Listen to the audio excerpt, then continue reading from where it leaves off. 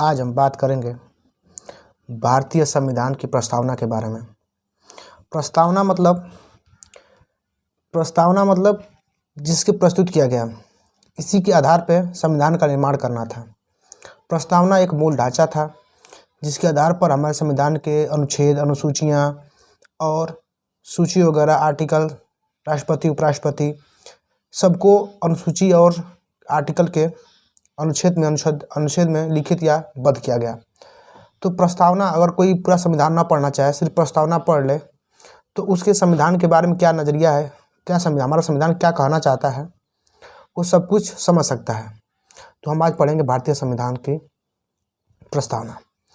भारतीय संविधान की जो प्रस्तावना है, इसका उद्देश्य या प्रस्तावना कह सकते हैं, इस प्रस्तावना को हम भारतीय संविधान की उद्देशिका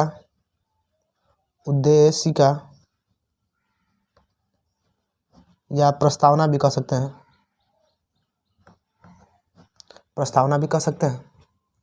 इसका जो विचार है वो अमेरिकी संविधान से लिया गया। अमेरिकी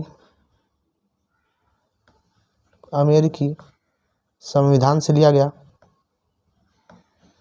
इसका जो विचार है वो अमेरिकी संविधान से क्या लिया गया, इसका विचार जो है अमेरिकी संविधान से लिया गया।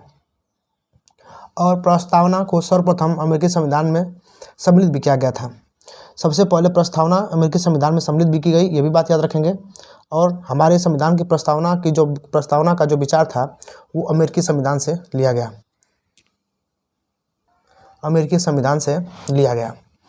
अब हम बात करते हैं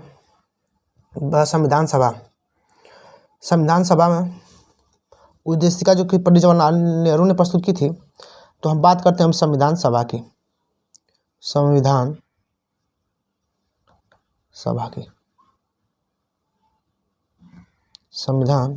बात करते हैं।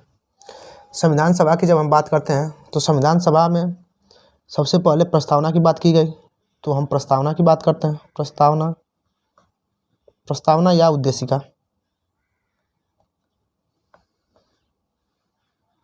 पूछते हैं उद्देशिका किसने प्रस्तुत की थी, तो जवाहरलाल नेहरू ने। तो प्रस्तावना का जो स्रोत है,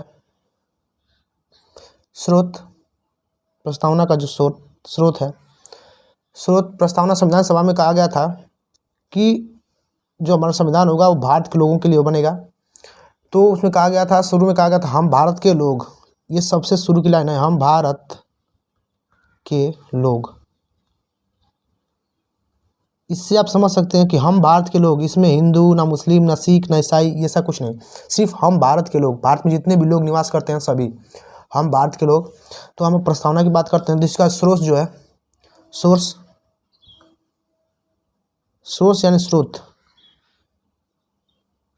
स्रोत मतलब कहाँ से लिया गया, कहाँ से इसकी विचार प्रस्तुत हुए सब। और इसका आधार जो है, दो भागों में बात करते हैं हम इसकी। तो स्रोत जो था, इसका जो विचार था, यानी विचार था जिसका ये जो विचार था, और जो इसकी लैंग्वेज थी,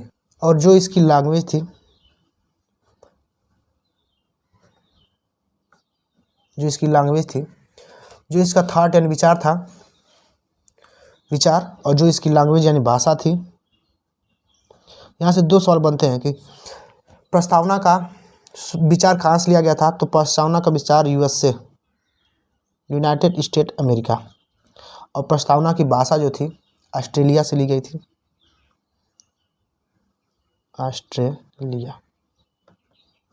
ऑस्ट्रेलिया से।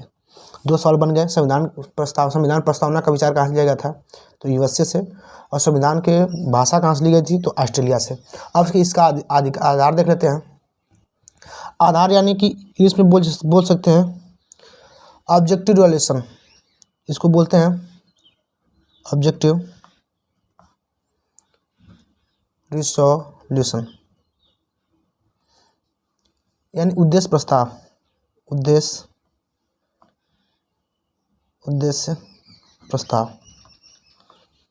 तो हमने बताया था उद्देश्य प्रस्ताव किसने प्रस्तुत किया था, जवाहरलाल नेहरू ने, जवाहरलाल नेहरू ने प्रस्तुत किया था। और कब प्रस्तुत किया था? तो 13 दिसंबर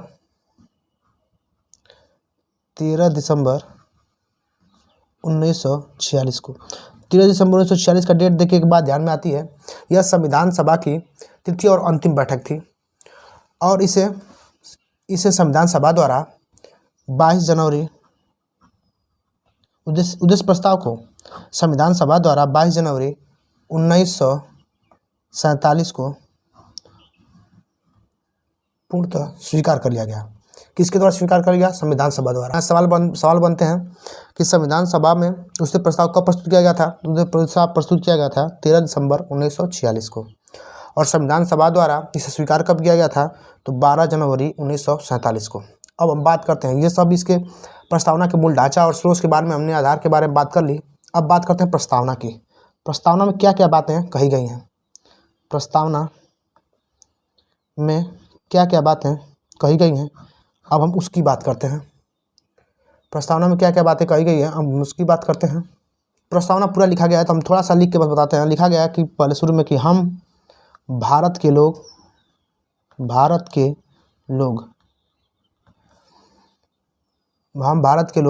को, आगे लिखा गया भारत को संप्रभुत्व संपन्न, ऐसा सब लिखा गया। तो हम सब कुछ नहीं जानेंगे, जिससे क्वेश्चन बनते हैं सिर्फ उतना जानेंगे हम। तो भारत में कई बातों का उल्लेख किया गया है। जैसे पहला, इंग्लिश में जान लेते हैं हम, जैसे सॉरी,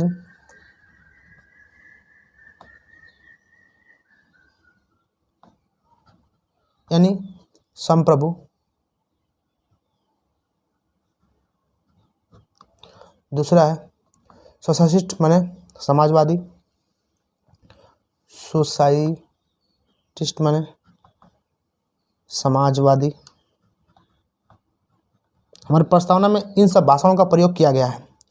और है सेकुलर, माने पंथ निरपेक्ष, माने कोई पंथ नहीं होगा इसका, सेकुलर। और है अगला डेमोक्रेटेड, माने लोकतांत्रिक, डेमोक्रेसी से बना है डेमोक्रेटेड, डेमोक्रेटी। सेकुलर माने बना है पंथ निरपेक्ष, और डेमोक्रेटिक माने बना है लोकतांत्रिक,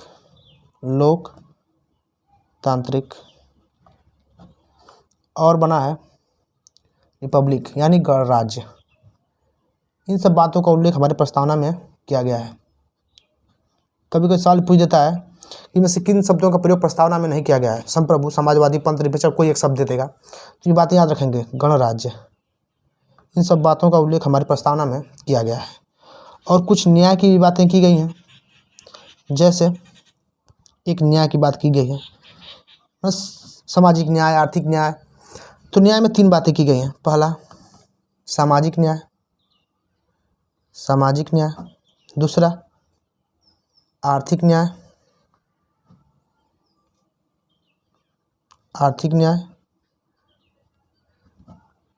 और राजनीतिक।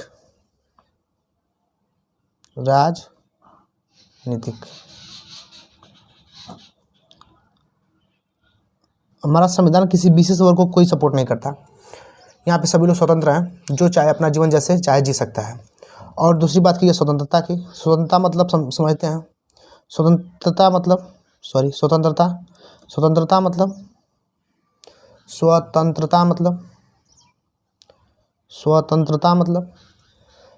मतलब कि विचार की स्वतंत्रता, अभिव्यक्ति की स्वतंत्रता।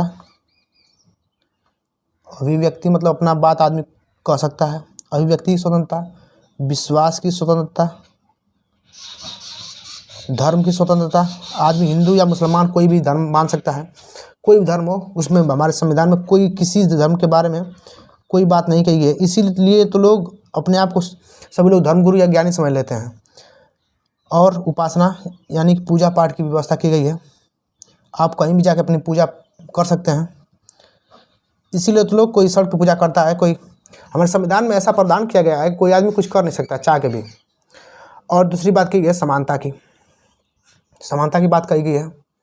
देखिए, सामाजिक न्याय है, आर्थिक न्याय है, राजनीतिक न्याय है, स्वतंत्रता में विचार स्वतंत्रता है। इसीलिए तो कोई हमारे प्रधानमंत्री को भी कोई गाली दे देता है। अभिव्यक्ति भी स्वतंत्रता है, अभिव्यक्ति के हिसाब से कि हम ऐसे रहेंगे, हम ऐसे कपड़े पहनेंगे। धर्म, हम हिंदू धर्म हैं, मुसलमान हैं, सिख हैं, ईसाई हैं, कोई भी धर्म मान सकता है। इसीलिए भारत में हिंदू धर्म हिंदू राष्ट्र घोषित नहीं हो पा रहा है, क्योंकि हमारे संविधान में ये बात कही गई है कि हमारे धर्म स्वतंत्रता है, हम कोई भी धर्म मान सकते हैं। तो हमारे हिंदुस्तान में कोई धर्म अनिवार्य नहीं किया जा सकता, क्योंकि हमारे संविधान में ये पहले से बात कही गई है। अब हम बात करते हैं समानता की। समानता मतलब सब समान होंगे, आर्थिक रूप से भी। आर्थिक की समानता है, आर्थिक माने पैसा रुपया जो चाहे जितना कमा सकता है। आर्थिक, सामाजिक में समाज में सबको बराबर का हक है। सामाजिक और अवसर माने कि सबको समान अवसर दिए जाएंगे, अवसर की समानता है। आर्थिक समानता है, सामाजिक समानता है और अवसर की भी समानता है। यानी कि सब लोग को समानता, यानी सबको बराबर का भाव दिया जाएगा। हमारे संविधान की सबसे प्रमुख बातें हैं, किसी भी जाति, लिंग, वचन आधार किसी कोई भी भेद नहीं किया गया है, सभी लोग समान हैं। और आगे हम बात करते हैं, संविधान में 3 प्रकार की बातें कही गई हैं, उनकी बात करते हैं। भारतीय संविधान में 3 प्रकार के न्याय की बात की गई है। 3 प्रकार के न्याय की बात की गई है। 3 प्रकार के न्याय की बात की गई है, जैसे सामाजिक न्याय,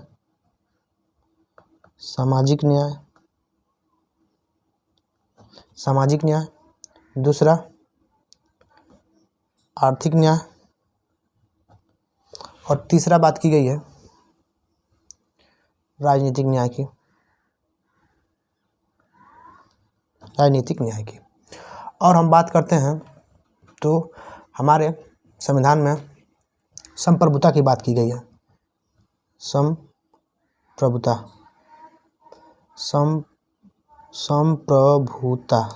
की बात की गई है। भारत की जो संप्रभुता है, भारत में 3 प्रकार के न्याय की बात की गई है, सामाजिक न्याय, आर्थिक न्याय और राजनीतिक न्याय की बात की गई है। और बात की गई है हमारे संविधान में संप्रभुता की। तो संप्रभुता में की बात की गई है कि भारत की संप्रभुता जनता में निवास करती है, यानी कि भारत में जो संप्रभु है जनता है।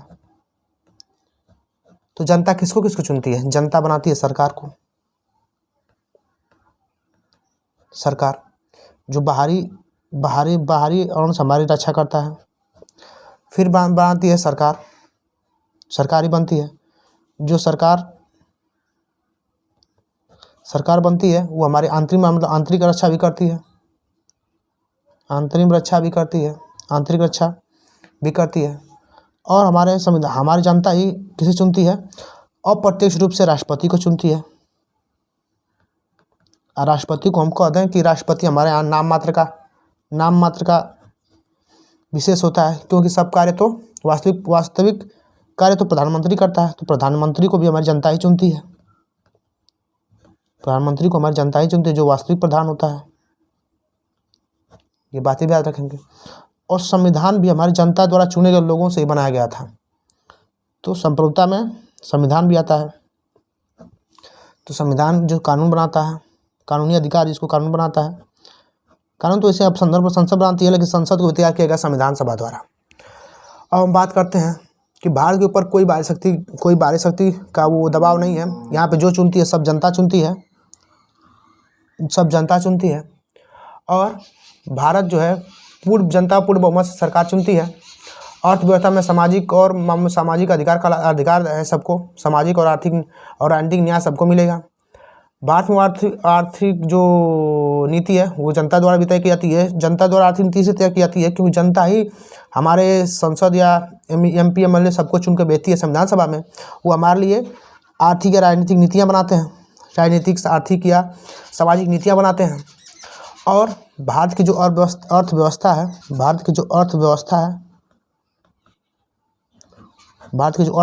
वो मिश्रित अर्थव्यवस्था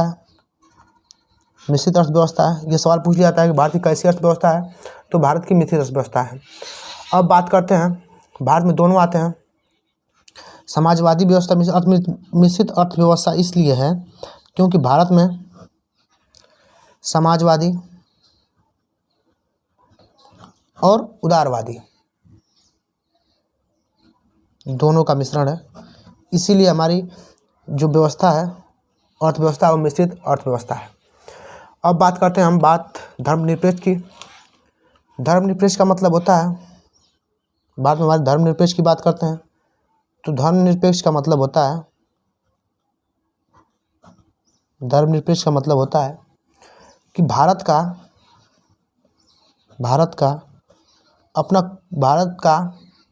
अपना कोई धर्म नहीं होगा।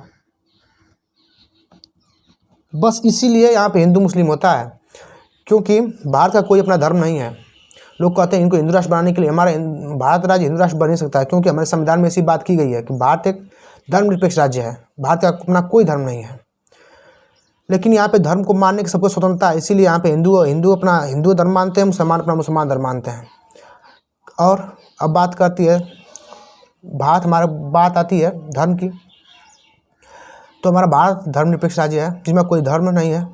भारत ही नहीं बल्कि अमेरिका भी, एक बात याद रखें, अमेरिका भी धर्मनिरपेक्ष राज्य है। यहाँ पे भी आदमी कुछ भी मान सकता है, हिंदू मान सकता है, मुस्लिम मान सकता है। अब बात करते हैं पंथ निरपेक्ष की। पंथ निरपेक्ष का मतलब जान लेते हैं। पंथ निरपेक्ष का मतलब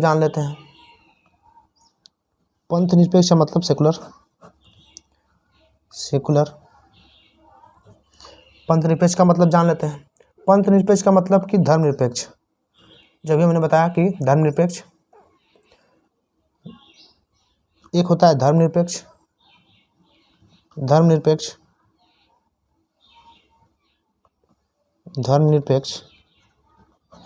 और दूसरा होगा पंथ निरपेक्ष। धर्मनिरपेक्ष और दूसरा होगा पंथ निरपेक्ष। पंथ निरपेक्ष मतलब, पहले हम बात करते हैं धर्मनिरपेक्ष की। यहाँ पे समान धर्मों को समान संरक्षण दिया जाएगा, सभी धर्मों का संरक्षण किया जाएगा और सरकार का कोई धर्म नहीं होगा। सरकार का कोई धर्म नहीं होगा, सरकार का कोई धर्म नहीं होगा। और जो ये धर्मनिरपेक्ष हैं, कोई धर्म नहीं होगा। पंथ निरपेक्ष मतलब पंथ कई हो सकते हैं, जैसे पंथ हिंदू का अलग हो सकता है, मुस्लिम का अलग हो सकता है और बौद्धों का अलग हो सकता है। ये सब पंथ हैं, कोई धर्म नहीं है। हिंदू का अलग धर्म हो सकता है, बौद्ध का धर्म अलग हो सकता है, बौद्ध धर्म हो सकता है। यहाँ पे धर्मों की बात नहीं है, पंथ चलते हैं ना। मुस्लिम, बौद्ध धर्म, मुस्लिम में आते हैं रोहिंग्या, सिया और सुन्नी। बौद्ध में आते हैं सब हिनवान और महायान, और जैन में आते हैं श्वेतांबर और दिगंबर। अब बात करते हैं हम लोग, ये पंथ निरपेक्ष में धर्मनिरपेक्ष और पंथ निरपेक्ष की बात की गई थी। अब बात करते हैं हम लोकतांत्रिक के,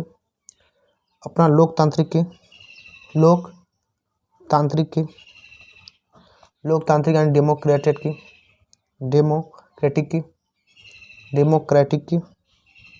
डेमोक्रेटिक की। इसकी उत्पत्ति हुई है लोकतंत्र से।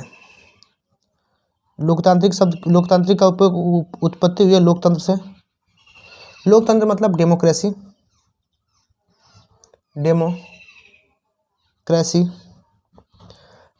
से हुई है।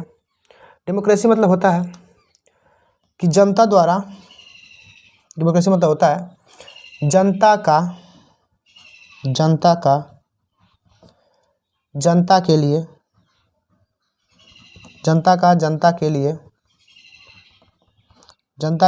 लिए चुने गए शासन ही लोकतंत्र कहलाता है। जनता का द्वारा जनता के लिए चुना गया शासन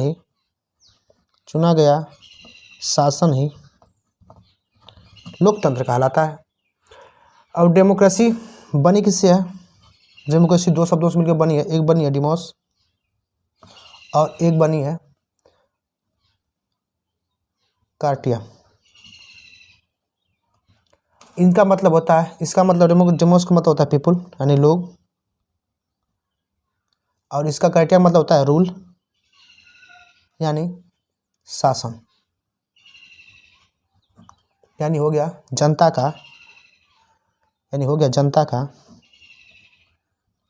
का शासन। बेसिकली हम ये बात कह सकते हैं, लोकतांत्रिक मतलब होता है जनता के लिए चुना गया शासन ही लोकतंत्र कहलाता है, लोकतंत्र कहलाता है। गणराज्य का मतलब है राष्ट्रीय अध्यक्ष, वहाँ राष्ट्र अध्यक्ष का निर्वाचन होता है, और निर्वाचन होने के बाद राष्ट्रपति है जो वो निर्वाचित होता है हमारे यहाँ प्रत्यक्ष निर्वाचन से। तो राष्ट्रपति कहाँ कहाँ होता है? भारत और अमेरिका में। तो और दोनों भारत और अमेरिका दोनों गणराज्य हैं। जब गणराज्य हैं तो इनमें 5 साल के बाद 5 साल के बाद चुनाव होता है 5 साल के बाद चुनाव होता है। अब हम बात करते हैं प्रस्तावना में संशोधन की। गणराज्य उसे कहते हैं कि जहाँ का हेड ऑफ नेशन यानी कि राष्ट्र अध्यक्ष का निर्वाचन होता हो, तो राष्ट्रपति का हमारा निर्वाचन होता है, तो ये गणराज्य है। गणराज्य दो हैं, भारत और अमेरिका दोनों हैं। भारत अमेरिका में 2 ही नागरिकता है, बस इतना अंतर, 2 ही नागरिकता है, भारत में 1 नागरिकता है। ठीक, तो संशोधन पढ़ते हैं प्रस्तावना में संशोधन के बारे में। तो प्रस्तावना में संशोधन किया गया था 42वां संविधान संशोधन 1976 में। संविधान में संशोधन किया गया था 42वां संविधान संशोधन 1976 में। और इसमें 2 शब्द क्या बोलते हैं, 3 शब्द जोड़े गए थे। पहला है समाजवादी, दूसरा है पंथ निरपेक्ष, और तीसरा है अखंडता। 3 शब्द जोड़े गए थे। अब हम बात करते हैं कुछ विवादों की जिसे पूछ जाता है। तो पहला विवाद होता है बेरूवारी संघ मामला 1960। बेरूवारी मामला 1960, इसकी बात करते हैं। तो इसमें कहा गया था कि प्रस्तावना संविधान का अंग, प्रस्तावना जो है संविधान का अंग नहीं है, इसमें कहा गया था। इसलिए संविधान प्रस्तावना में संशोधन नहीं कर सकता। ये बातें कही गई थी। बेरूवादी संघ मामला में कही गई थी कि प्रस्तावना संविधान का अंग नहीं है, और संविधान में संशोधन प्रस्तावना में, इसे संविधान की प्रस्तावना में संशोधन नहीं किया सकता। और यह निर्णय सर्वोच्च न्यायालय द्वारा लिया गया था। जबकि अगला विवाद हुआ केशवानंद भारती बनाम केरल राज्य। अगला विवाद हुआ केशवानंद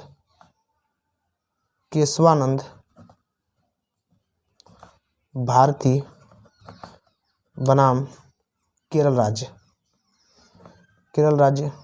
ये विवाद हुआ 1973 में। ये कुछ महत्वपूर्ण विवाद हैं जिनको हम याद रखेंगे। इसमें कहा गया, सर्वोच्च न्यायालय ने कहा कि हमारे प्रस्तावना को भारतीय संविधान का अंग माना। जिसने प्रस्तावना को भारतीय संविधान का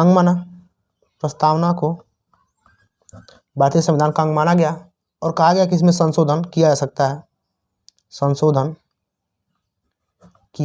है। प्रस्तावना संविधान का आंतरिक भाग है, जिससे संशोधन किया जा सकता है, लेकिन संविधान के मूल ढांचों में परिवर्तन नहीं किया सकता। तो बस 2-4 बात और जान लेते हैं।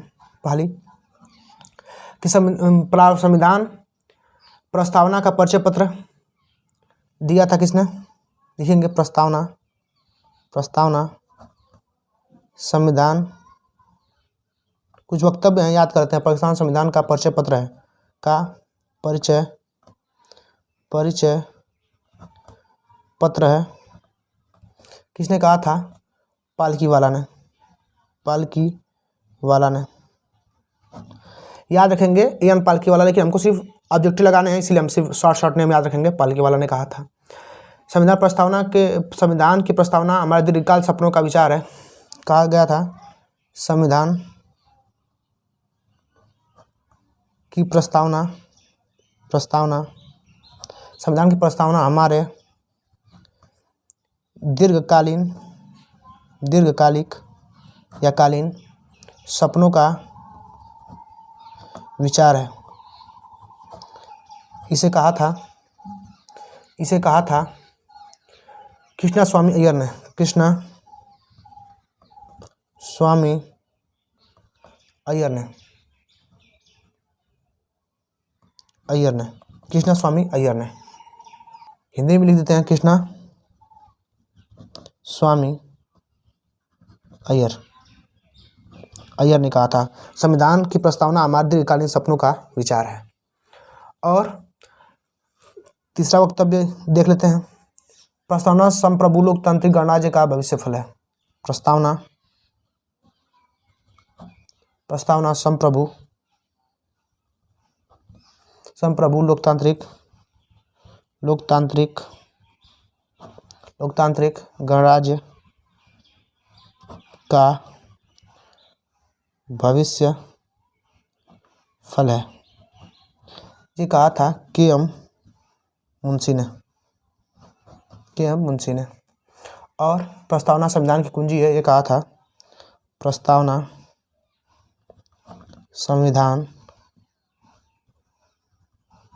संविधान की कुंजी है, ये कहा था अर्नेस्ट बार्कर ने। अर्नेस्ट